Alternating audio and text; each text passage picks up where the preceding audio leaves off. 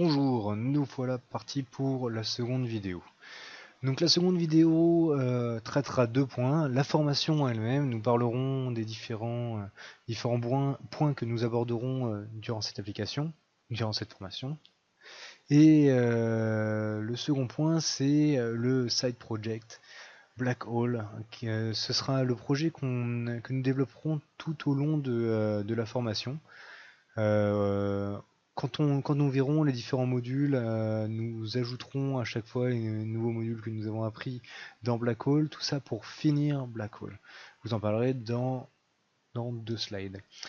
Donc la formation est la première partie d'une formation complète sur Node.js.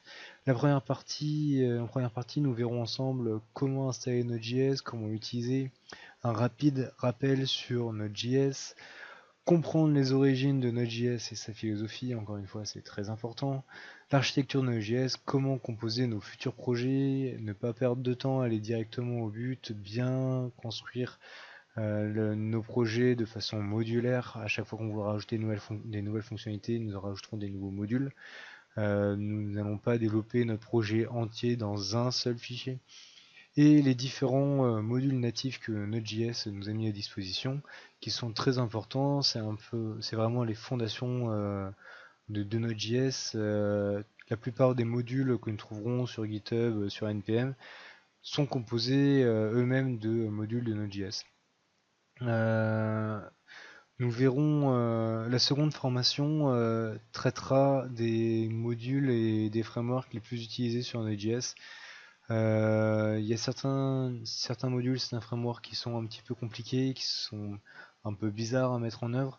Nous verrons tous ces grands modules, ces grands frameworks, pour être 100% indépendant sur Node.js. Une fois que vous aurez fait les deux formations, vous serez capable de développer des lourds projets tout seul, sans l'aide d'autres personnes. Vous serez vraiment je pense franchement que vous atteindrez un bon niveau en Node.js et vous pourrez travailler tout seul.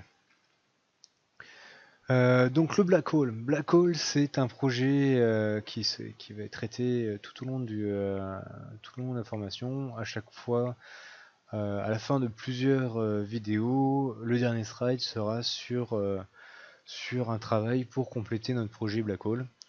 Alors Black Hole, qu'est-ce que c'est? Ce sera un aspirateur de site. Je ne sais pas si vous vous souvenez des aspirateurs de site qu'il y avait il y a une dizaine d'années, peut-être pas, allez, il y a 8 ans, qui permettaient d'aspirer des sites entiers pour pouvoir les sauvegarder sur un disque dur et ensuite de pouvoir y accéder quand on n'avait pas internet.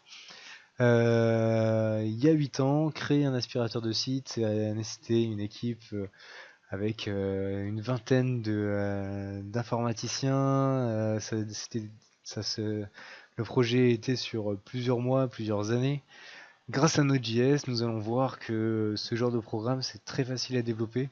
On va le faire en quelques heures, donc voilà, la totalité de la formation va être en moins d'une dizaine d'heures avec le projet Black Hole fini. Donc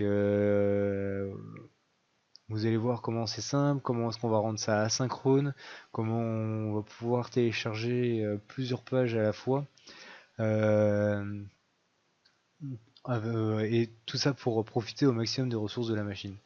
Donc voilà, petit fonctionnement, petit rappel sur le fonctionnement d'un aspirateur de site. On rentre au début la première URL, donc là par exemple www.tf1.fr, qui pointe vers excusez-moi, la page, l'HTML de la page contient tout un tas d'URL, donc là par exemple 3 URL, slash image.png, slash news, slash script. Il va télécharger les trois objets et va lui-même regarder s'il n'y a pas d'autres contenus, d'autres URL à l'intérieur de son contenu. Donc là par exemple, image.png, il n'y a pas d'URL, on s'arrête là. Script.js, imaginons qu'il n'y a pas d'URL. Par contre, slash news contient de l'HTML qui contient donc 3 URL vers news slash 1, news slash 2, news slash 3. Donc Node.js est tout à fait adéquat pour ce genre de projet parce que vu qu'il va être en asynchrone, en fait, il va télécharger les trois URL ici à la fois. il va il va pas attendre, il va pas faire une image, ensuite il va attendre d'avoir une fois qu'il a fini l'image, il va continuer par le second, puis ensuite le troisième, il va faire les trois, et une fois que chaque item indépendamment a fini, l'item va pouvoir démarrer ses propres tâches. Donc ça veut dire que la seule limitation qu'on va avoir avec le projet qu'on va faire, ça va être la machine ou le réseau. Ça veut dire que en lançant notre programme, on va utiliser potentiellement 100% du CPU ou 100% du réseau, 100% d'internet. C'est la seule limitation, ce sera pas le code, il sera pas en attente de quelque chose. À chaque fois qu'il y a un retour d'un événement, on va lancer la tâche suivante.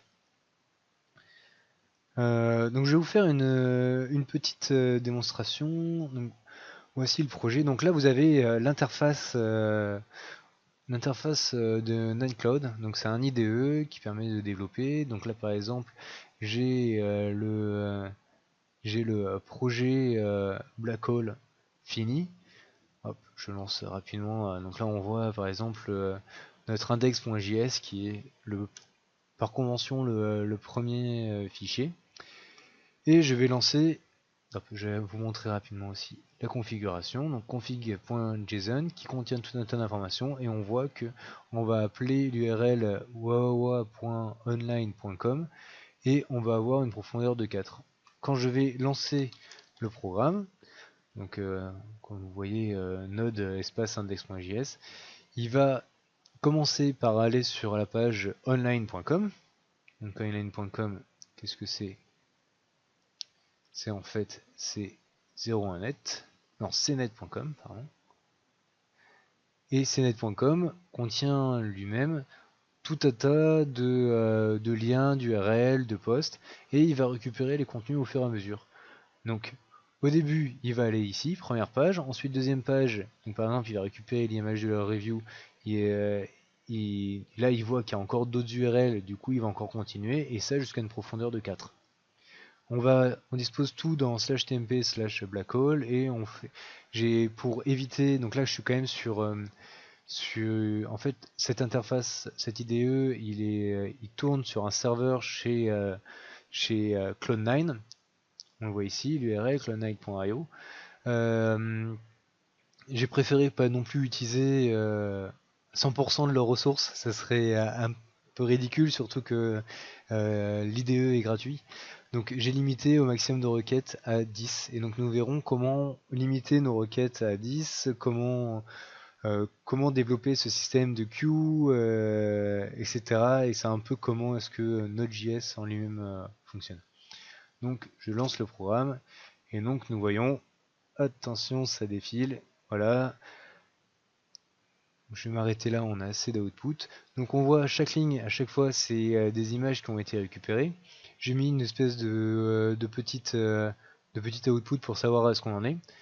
Donc là on voit qu'en fait on fait une action de queue sur cette URL, et là je mets un petit rapport. Donc ça, 1091 c'est le nombre d'URL qui sont en queue, 10 c'est le nombre d'URL qui sont en train de se faire télécharger, et 112 c'est le nombre de contenus qui ont été téléchargés, qui ont fini d'être traités et qui potentiellement ont rappelé leurs enfants.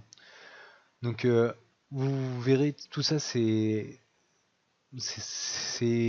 pas long, c'est vraiment parfait pour apprendre à développer en Node.js. On va avoir beaucoup d'asynchrone, on va avoir beaucoup d'événements, on va avoir beaucoup de callbacks, on va apprendre comment utiliser nos propres modules, comment publier nos modules.